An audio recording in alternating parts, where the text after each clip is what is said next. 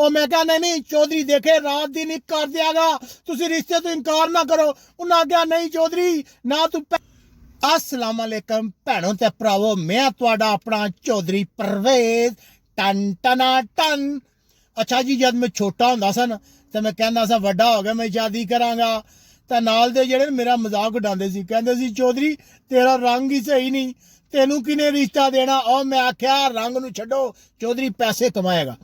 अच्छा जी, जब मैं जवान हो गया और मैं घर वाले नू कहा ਉਹ ਤੁਸੀਂ ਹਿਲਦੇ ਜੁਲਦੇ ਹੀ ਕੋਨੋ, ਜਾਓ ਚੌਧਰੀ ਦਾ ਕਿਤੇ ਬੰਦੋਬਸਤ ਕਰ ਗਾਵੋ। ਉਹ ਕਹਿਣ ਚੌਧਰੀ ਤੈਨੂੰ ਕਿਸੇ ਨਹੀਂ ਰਿਸ਼ਤਾ ਦੇਣਾ, ਤੂੰ ਵੇਲਾ ਤਾਂ ਨਕੰਮਾ ਬੰਦੇ, ਤੈਨੂੰ ਕੌਣ ਰਿਸ਼ਤਾ ਦੇਗਾ।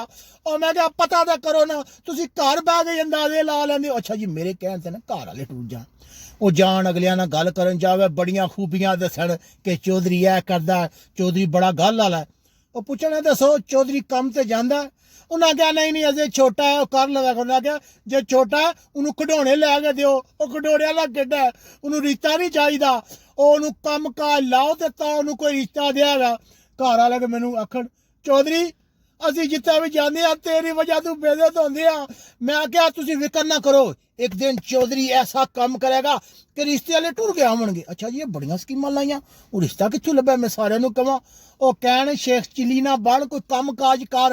ਮੈਂ ਕਿਹਾ ਮੈਨੂੰ ਤਾਂ ਕੰਮ ਲੱਭਦੇ ਹੀ ਕੋਈ ਨਹੀਂ। ਉਹਨਾਂ ਕਿਹਾ ਤੂੰ ਬਾਹਰ ਟੁਰ ਜਾ। ਮੈਂ ਕਿਹਾ ਅੱਛਾ ਜੀ। ਚੌਧਰੀ ਬਾਹਰ ਆ ਗਿਆ। ਮੈਂ ਘਰ ਵਾਲਿਆਂ ਨੂੰ ਕਿਹਾ ਜਾਓ ਰਿਸ਼ਤੇ ਦਾ ਪਤਾ ਕਰ ਗਿਆ, ਉਹ ਦੱਸੋ ਚੌਧਰੀ ਯੂਰਪ ਵਿੱਚ ਹੁੰਦਾ ਰਿਸ਼ਤਾ ਇਸ ਤਰ੍ਹਾਂ ਹੈਗਾ। ਉਹ ਜਾਣ, ਉਹ ਪੁੱਛਣ ਅੱਛਾ ਜੀ ਤੁਹਾਡਾ ਬੱਚਾ ਬਾਹਰ ਹੁੰਦਾ, ਦੱਸੋ ਜੀ ਉਹਦੇ ਕੋਲ ਪੇਪਰ ਹੈ ਜਾਂ ਨਹੀਂ। ਕਹਿਣ ਨਹੀਂ ਉਹਦੇ ਕੋਲ ਪੇਪਰ ਤੇ ਕੋਈ ਨਹੀਂ। ਉਹ ਕਹਿਣ ਕਿ ਤੁਹਾਡਾ ਮੁੰਡਾ ਬਾਹਰ ਹੋ ਸਕਦਾ, 10 ਸਾਲ ਉਹਨੂੰ ਪੇਪਰ ਨਾ ਲੱਭਣ, ਅਸਾਂ ਕੁੜੀ ਨੂੰ ਪਾਣਾ, ਅਸਾਂ ਨਹੀਂ ਰਿਸ਼ਤਾ ਦੇਣਾ, ਇੱਕ ਘਰ ਦੂਏ ਘਰ। ਉਹ ਫਿਰ ਮੈਨੂੰ ਕਹਿਣ ਉਹ ਚੌਧਰੀ ਤੂੰ ਤਾਂ ਸਾਨੂੰ ਬੇਇੱਜ਼ਤ ਕਰਾ ਦਿੱਤਾ, ਕਿਸੇ ਤਰ੍ਹਾਂ ਬਾਹਰ ਦੇ ਪੇਪਰ ਲੈ। ਅੱਛਾ ਜੀ, ਚੌਧਰੀ ਨੇ ਮਿਹਨਤ ਕੀਤੀ, ਇਮੀਗ੍ਰੇਸ਼ਨ ਵਿੱਚ ਪੇਪਰ ਲਏ। ਫਿਰ ਇੱਕ ਦਿਨ ਆ ਗਿਆ, ਚੌਧਰੀ ਕੋਲ ਪਾਸਪੋਰਟ ਸੀ। ਹੈ ਤੇਰੀ ਖੈਰ। ਮੈਂ ਕਿਹਾ ਜਾਓ ਰਿਸ਼ਤੇ ਦਾ ਪਤਾ ਕਰਨ। ਉਹ ਜਿੱਥੇ ਰਿਸ਼ਤਾ ਪਤਾ ਕਰਨ ਜਾਣੋ ਆਖਣ ਠੀਕ ਹੈ ਜੀ, ਸਾਨੂੰ ਪੁੱਛਦਾ। ਰਿਸ਼ਤਿਆਂ ਦੀਆਂ ਲੈਣਾ ਲੱਗ ਗਈਆਂ। फिर चौधरी के नखरे चौधरी रिजेक्ट कर दिया। अच्छा जी, इस तरह सिलसिला चलता रहा। फिर एक दिन इस तरह होया, एक रिश्ता मैनू पसंद आ गया, गल फाइनल हो गई। उन्हें आख्या जी डन हो गया जी, चौधरी नूं रिश्ता देंगे, चौधरी बाहर होंदा है तो साडी कुड़ी सौखी रहेगी। गेहूं जा गए जनाबे ली, पहले वो जिहड़ा रस्म होंदी है कोई मंगनी वगैरह हो गई। उन्हें आख्या ठीक है जी, जब अगले साल आवेगा तो ब्याह कर देंगे।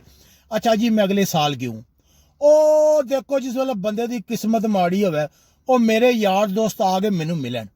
ਅਸੀਂ ਘਰ ਦੀ ਬੈਠਕ ਵਿੱਚ ਬੈਠੇ ਗੱਲਾਂ ਕਰਦੇ ਸਾਂ ਪਏ। ਉਹ ਕਿਧਰ ਹੈ ਮੇਰਾ ਸਹੁਰਾ ਨਾ ਬਾਹਰੋਂ ਸੁਣਦਾ ਸੀ ਪਿਆ।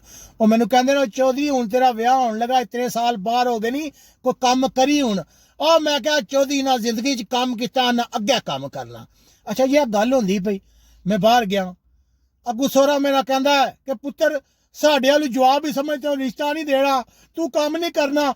ਉਹ ਮੈਂ ਕਿਹਾ ਨਹੀਂ ਚੌਧਰੀ ਦੇਖੇ ਰਾਤ ਦਿਨ ਇੱਕ ਕਰ ਦਿਆਗਾ, ਤੁਸੀਂ ਰਿਸ਼ਤੇ ਤੋਂ ਇਨਕਾਰ ਨਾ ਕਰੋ। ਉਹਨਾਂ ਕਿਹਾ ਨਹੀਂ ਚੌਧਰੀ ਨਾ ਤੂੰ ਪਹਿਲੇ ਕੰਮ ਕੀਤਾ ਨਾ ਤੂੰ ਬਾਅਦ ਵਿੱਚ ਕੰਮ ਕਰਨਾ, ਸਾਡੇ ਵਾਲੂ ਜਵਾਬ ਹੀ।